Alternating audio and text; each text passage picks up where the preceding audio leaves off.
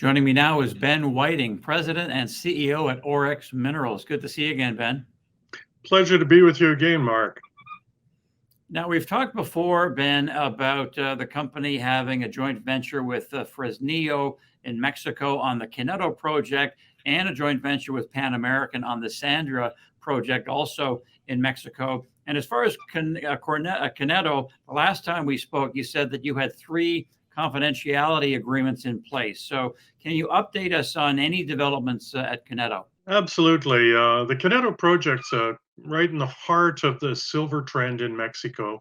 We do have companies doing their due diligence, and it's been the summertime, so some companies have had staff away at times, but they are still underway with their examinations of how this project, which is a good project, and our joint venture partners, who are very good company, but they not are necessarily the best fit together.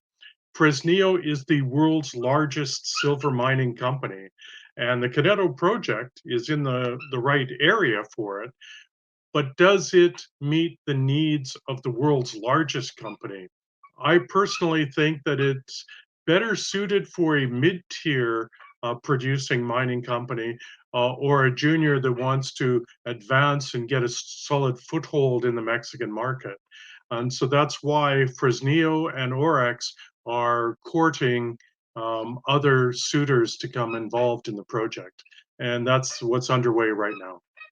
So, still with Coneto, you put out a news release recently about hyperspectral alteration studies at Coneto. So, for the non-geologists in the crowd, which includes me, could you explain the importance of that and what exactly you're doing?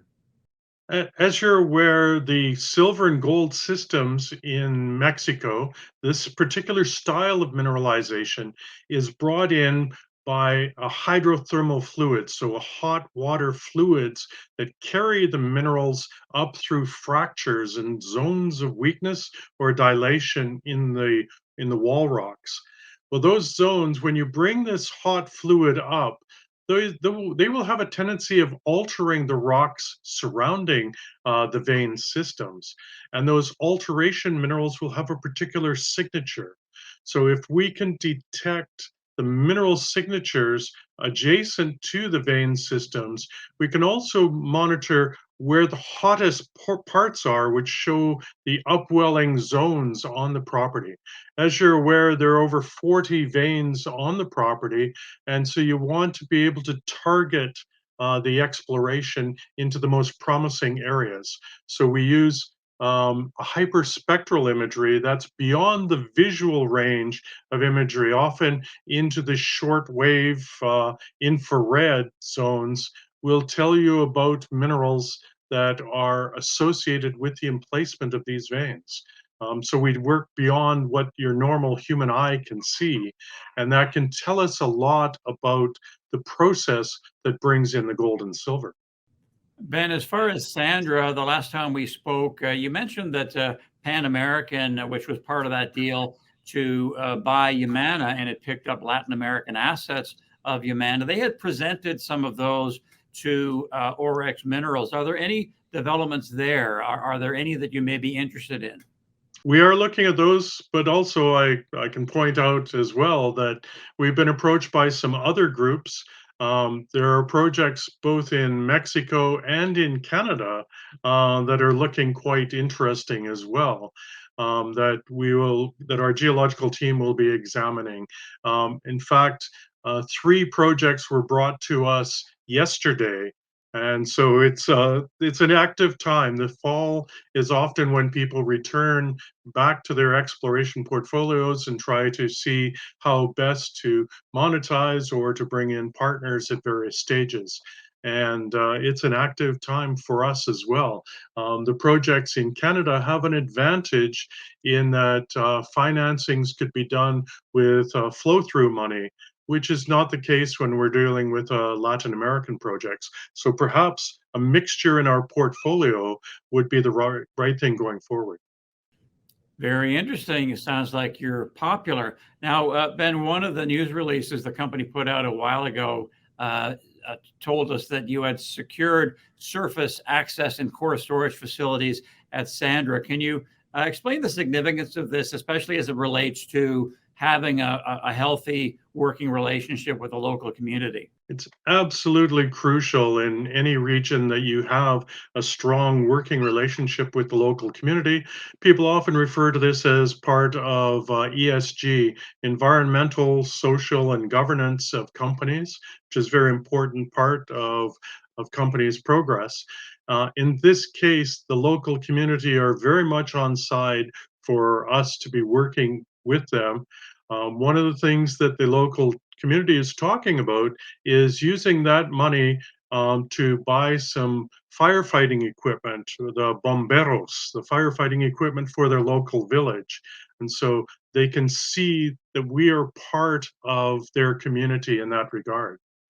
Now, beyond that, what recent work have you been doing at Sandra that investors should know about? In Sandra, we have other targets. You may recall in the past, we made a discovery called the Belarus deposit, which was in the southwest of the project.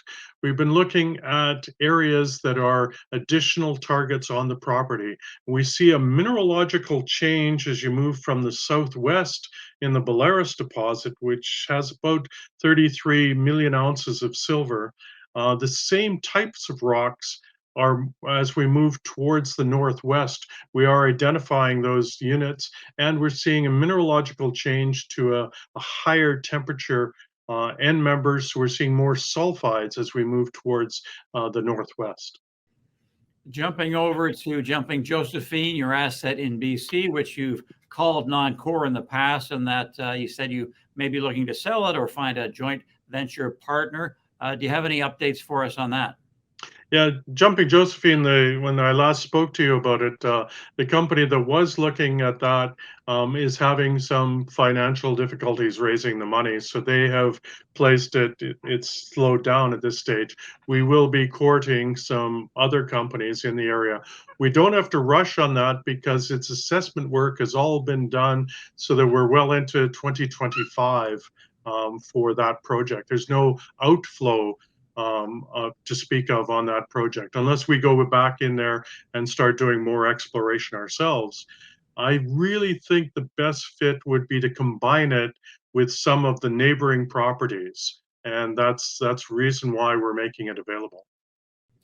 Lastly, Ben, you talked about people being back at their desks and getting their noses back to the grindstone, so to speak. And you've also spoke about how there's often a pickup in the fall in terms of share prices, and we are seeing it in pockets of the commodity market. So what's the message to investors? Last time you were saying buy low, sell high.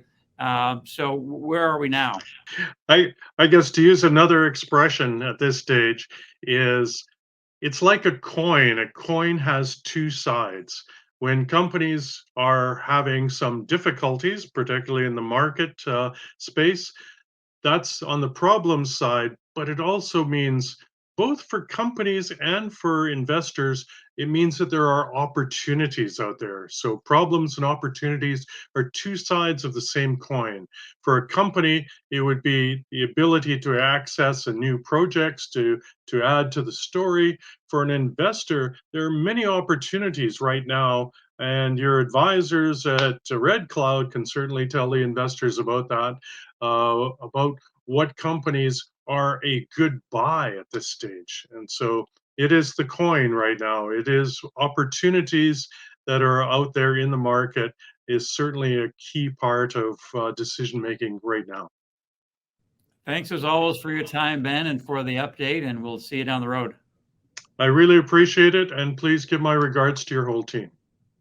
We'll do that for sure. Thanks, Ben. Ben Whiting, President and CEO at Orex Minerals. Thanks a lot for watching. We'll talk to you next time.